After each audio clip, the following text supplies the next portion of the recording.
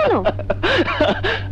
আসছি এই কারণে যে আকাশকে আমি কখন মারলাম, কিভাবে মারলাম, ওনারা আমার নাম কোত্থেকে পেল, আমাকে কেন মারলো তার কিছুই বুঝতে পারলাম ওরা না। মারলো আর তুই দাঁড়িয়ে দাঁড়িয়ে মার খেলি?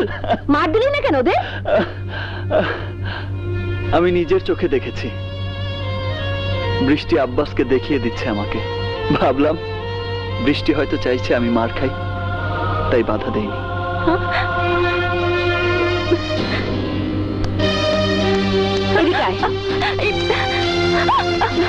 বৃষ্টি, আমার ভাই কি বলছে? তুই আমার ভাইকে মার খাওয়ালি কেন?